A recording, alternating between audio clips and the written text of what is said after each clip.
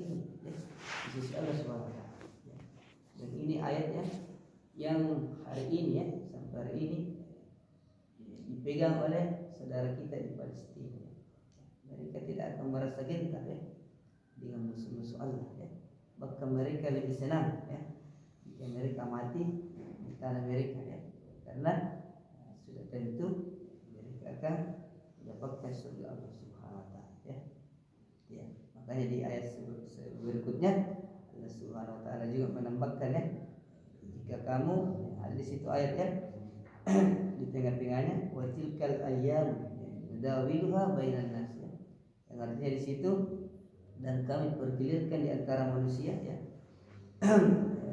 Kehancuran ya. Kehancuran dan kejayaan itu Allah Subhanahu wa taala mempergilirkan ya. Supaya apa? Manusia itu bisa mendapat pelajaran dari hal itu ya. Sama juga yang di Palestina pada hari ini. Kalau menurut janji ya dari Rasulullah sallallahu alaihi wasallam bahwasanya umat Islam itu pasti akan menang ya. Dengan janji dari Allah Subhanahu wa taala ya. Tidak ada alasan lagi ya, bahwasanya kita tidak akan menang ya. Sama juga yang di Palestina ya. Mereka pasti akan menang ya. Ada yang tidak adanya kita, mereka pasti akan dimenangkan oleh Allah Subhanahu wa taala. Tetapi menjadi catatan ya, apakah kita ada di dalamnya ya. Seperti itu penjelasan ustaz kita ya. Jadi mereka itu pasti akan menang ya. Pasti akan menang. Tapi kita tidak tahu apakah kita ada di dalamnya ya. Dengan catatan ada kita di dalamnya bukan berarti kita harus ada di sana berperang ya. Tapi setidaknya biar kita di sini ada peran kita ya. Termasuk kita membantu mereka melalui sumbangan-sumbangan donasi. Yang paling terkecil adalah doa kita kepada saudara-saudara kita ya. Seperti itu. Jadi mereka di sana pasti akan menang. Dan Allah di sini mengatakan kami pergilirkan kejayaan. Pergilirkan kejayaan di antara manusia dan kehancurannya supaya mereka mendapat pelajaran. Ketika musuh-musuh Allah ini ya sudah melakukan kezaliman ya, maka pasti suatu saat mereka akan dikalahkan. Tidak ada kebatilan yang akan bertahan lama. Tidak ada. Pasti nanti akan dikalahkan ya oleh orang-orang Palestina ya. Karena memang Allah yang menjamin. Kami akan pergilirkan ketika mereka sudah berbuat zalim ya, berlebih-lebihan, maka Allah akan mengalahkan mereka ya. Dan bukan berarti di sini ya, terkadang kita berpendapat ya, mengapa susah sekali Israel dimusnahkan ya. Ya. Kenapa? Apakah Allah tidak mampu membunuh mereka sebentar sekali? Kalau Allah mau ya, ditiup dikasih begini, kalau mau kasih lebih detik Israel. Kalau mau Allah, kenapa susah sekali itu dimusnahkan ya? Kenapa Allah tidak bertindak ya? Padahal sudah nyata mereka membunuh ribuan umat Islam Palestina ya. Apa jawabannya kira-kira ya? Kenapa Allah tidak bertindak ya? Akan dibiarkan saja ya, kezaliman ini ya? Padahal Allah itu senantiasa menolong orang-orang yang beriman ya. Jadi dibutuhkan di sini yang namanya kesabaran ya. Pasti itu Allah akan menolong. Allah tidak pernah buta ya. Allah selalu melihat hamba-hambanya, apalagi orang-orang yang terzalimi ya. Tapi maknanya di sini bahwasanya cuma Allah ingin menguji kita ya, sesama umat Islam ya.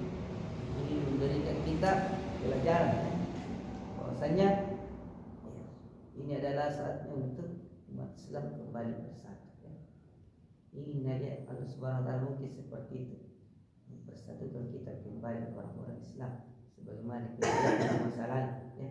Bagaimana Islam itu berkuasa sampai sepertiga belahan dunia Islam menguasai dulu ya. Allah Subhanahu wa taala ingin menguji kita umat Islam ya.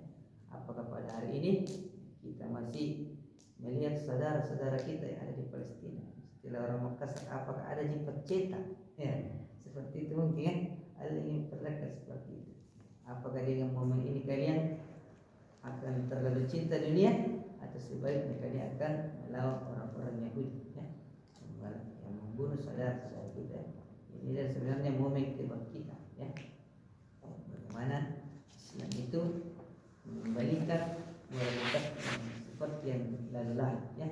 Jadi itu bukanlah umat yang dibuli-buli saja, tapi orang-orang Islam terdahulu itu sangat disegani, sangat ditakuti oleh orang-orang kafir. Ini yang ingin dikembalikan mungkin oleh Allah Subhanahu wa taala ya. Bukan berarti Allah tidak mampu membunuh orang-orang Yahudi ya.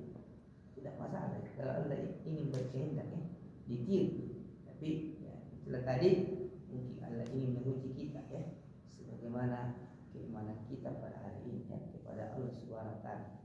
Apakah kita ingin berjuang ya, berjihad di jalan Allah Subhanahu wa taala ya. Makanya di sini dilanjutkan ayatnya, ada di situ ayat ya. Ini juga ayat yang selalu dipegang oleh orang Palestina pada ya. Hasibatum ya, di ayat 142 ya. An tadkhulul jannah ya, walamma ya'lamullahu alladziina jahadu minkum wa ya'lamus sabirin ya. Allah di situ menyinggung, apakah kamu mengira bahwa kamu akan masuk surga ya, sebelum padahal belum nyata bagimu bagi Allah ya, orang-orang yang bersabar ya, dan belum nyata di antara kamu orang-orang yang berjihad ya. Jadi kamu tidak akan masuk surga ya, kata Allah Subhanahu wa taala, sebelum Allah yang mengetahui di antara kalian, ataukah sudah nyata di antara kalian siapa yang bersabar dan siapa yang ingin berjihad di jalan Allah Subhanahu wa taala. Jadi ini mengartikan bahwasanya ya, surga itu bukanlah sesuatu yang mudah ya, butuh kesabaran. Kita perlu berjihad di jalan Allah Subhanahu wa taala seperti yang dirasakan oleh saudara kita di Palestina ya. Mereka kalau dilihat itu secara nyata ya, mereka juga sedih ya, mereka juga bersedih hati ya, ada yang meninggal anaknya, bapaknya, ibunya ya. Tapi pada dasarnya mereka di sana itu gembira ya, ketika mereka mati ya, karena mati di medan jihad. Artinya mereka adalah syuhada ya, insyaallah masuk ke surga tanpa hisab ya. Itulah kegunaan atau kemuliaan tanah Palestina ya pada hari ini, seperti itu ya. Itu sedikit tafsir kita pada hari ini mengenai surah Al-Imran 136 sampai 143 ya. Sebenarnya masih banyak di sini kita tafsir ya, termasuk ayat yang 144 ini ya. Dia meninggal ya. Waktu yang perang Uhud ini Rasulullah mengalami luka yang sangat serius, bahkan di rahangnya beliau itu patah ya. Bahkan sahabat ini ada yang bersedia bahwasanya Rasulullah ini meninggal ya. Ada yang mengatakan seperti itu, terdengar kita seperti itu. Ada yang mengatakan kenapa Rasulullah bisa mati? Padahal Rasulullah adalah Nabi ya. Ada yang mengatakan seperti itu ya. Sahabat-sahabat, tidak mungkin Rasulullah mati, beliau adalah Nabi Allah Subhanahu wa taala ya. Makanya Allah menjawab di sini ya, wa ma Muhammadun illa rasul ya. Muhammad itu adalah seorang rasul. Mereka manusia biasa juga seperti kita ya. Artinya nabi-nabi terdahulu ada yang mati sakit ya, ada yang mati karena memang dibunuh seperti itu. Mereka juga manusia biasa ya. Dan ayat juga ini yang menjadi ayat yang ketika Rasulullah meninggal itu ya, sahabat-sahabat sedih, termasuk Umar bin Khattab tidak percaya pada waktu itu ya. Dan beliau mengatakan kepada sahabat-sahabat, siapa yang mengatakan pada hari ini Muhammad meninggal ya, maka aku akan tebas kepalanya. Umar ya, tidak percaya, tidak mau terima bahwasanya Rasulullah telah meninggal ya. Maka mengatakan begitu, siapa yang mengatakan hari ini Rasulullah meninggal Muhammad, aku akan tebas kepalanya. Bayangkan pada waktu itu tidak ada yang berani. Tapi tampil pada waktu itu Abu Bakar dengan kelembutannya ya. Kepada Umar bin Khattab ya. Kemudian ya, mengatakan pada ayat ini ya, bahwasanya wa Muhammadun illa rasul ya. Qad khalat min qablihi rasul ya. Wahai Umar, apakah kau tidak membaca Al-Qur'an? Ya. Surah Al-Imran ya. Allah Subhanahu wa taala berfirman, wa ma Muhammadun illa rasul. Muhammad itu adalah seorang rasul ya. Ya. Dan qad khalat min qablihi rasul. Dan sebelumnya pun telah berlalu beberapa rasul ya, tentu sangat. Tidakkah engkau perhatikan ayat itu wahai Umar ya? Sesungguhnya ya Muhammad ya, utusan Allah itu telah meninggal ya. Dan Muhammad itu adalah Berarti Umar bin Khattab pada waktu itu sadar ya, bahwasanya beliau telah meninggal di Muhammad sallallahu alaihi wasallam ya. Jadi itu ayat yang menjadi landasan Abu Bakar pada waktu itu ya, yang bisa menenangkan hati dari Umar bin Khattab ya, tidak terima dengan kematian Nabi Muhammad sallallahu alaihi wasallam ya. Dan masih banyak di sini ya, kalau kita mau tafsir ya, insyaallah tahu basmalah ini ya. Ada sekurang-kurangnya 5 maknanya di sini ya. Maknanya yang pertama itu adalah menyertakan nama Allah ya ke dalam amalan ya, atau perkara yang sedang berlangsung ya. Jadi maknanya di sini yang pertama menyertakan nama Allah ke dalam amalan ya, atau perkara yang sedang berlangsung ya, baik berupa bacaan atau perbuatan ya.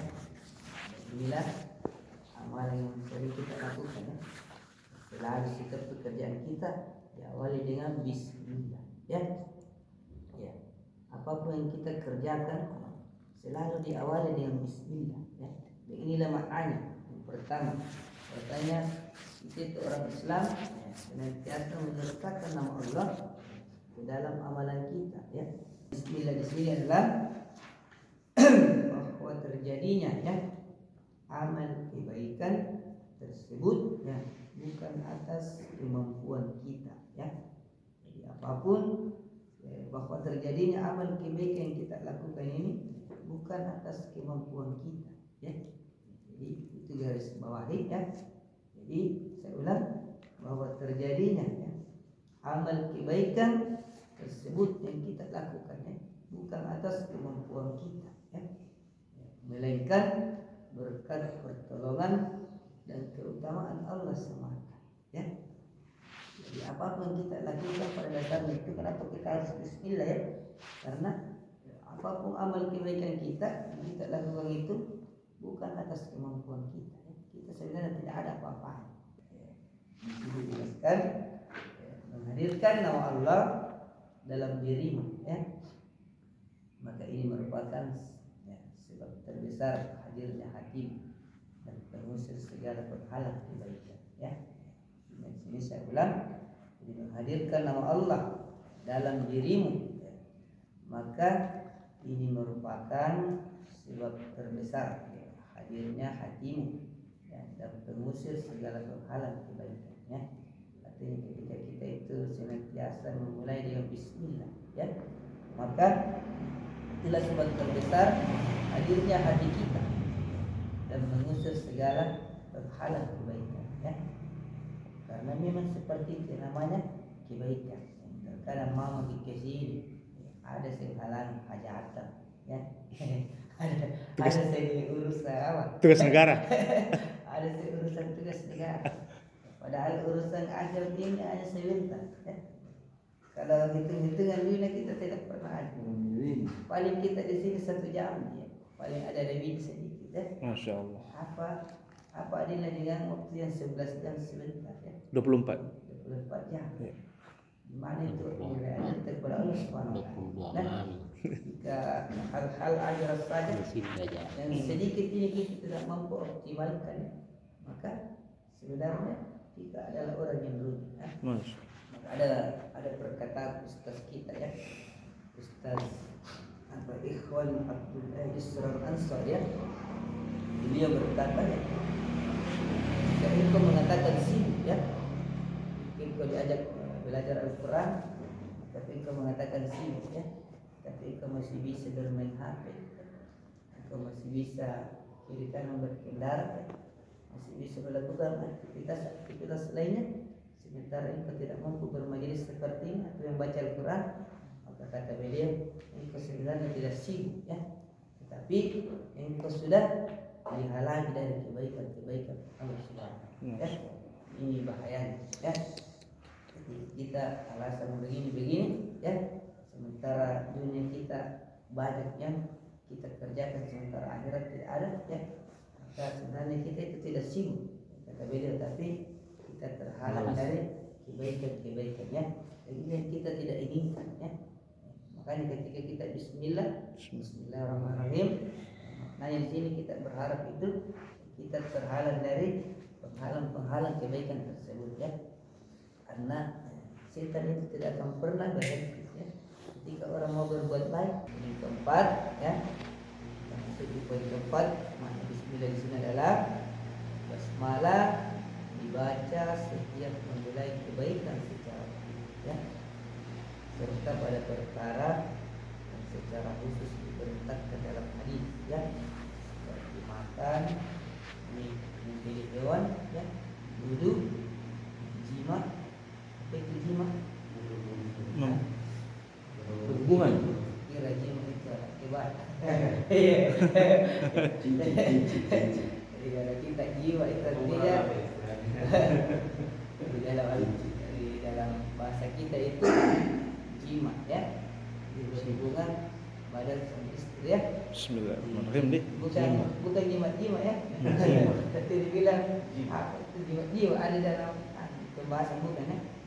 Jima itu artinya Jima. hubungan badan Jima. antara suami dan Koma istri tuh ya. umrah. Jima ya. Koma bukan T. Bukan jimat. Kalau jimat T. Jimat, Nah ya. itu. Itulah harusnya bahasa Allah Subhanahu wa taala. Jadi bahasa kita itu sangat halus ya. Tidak pernah kasar ya.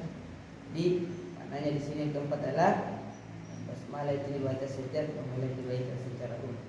Yang kita jelaskan tadi apapun kegiatan kita rasanya hilang bisa dibuat lupa ya.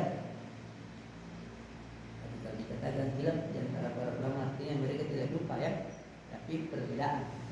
Itu maksudnya terkait basmalah ya. Ada yang mengatakan ini bagian dari Al-Fatihah atau bukan ya. Jadi, makanya itu kalau rata-rata yang kita menyebut kalau tidak salah itu adalah Imam Syafi'i ya, mengatakan bismillah itu adalah satu ayat. Makanya dalam Al-Quran itu 7 Al-Fatihah 7 ayat ya. Padahal sudah diilangi karena di situ bismillah juga termasuk satu ayat ya.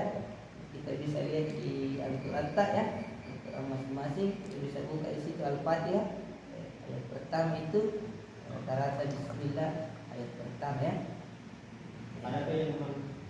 Ada juga yang berpendapat seperti itu bahwasanya bismillah itu bukanlah ayat ya. Tapi kalau rata-rata itu kita paham sekarang ya. Masih full. Jadi ada juga yang tidak berbeda. Ada yang mengatakan bismillah itu bukanlah ayat ya. Ada juga yang mengatakan bismillah itu adalah ayat. Tapi kita pakai itu rata-rata itu ya. Artinya bismillah itu satu ayat juga ya. Saya ingin dijelaskan terjadi khilaf di antara para ulama atau perbedaan terkait basmalah ini.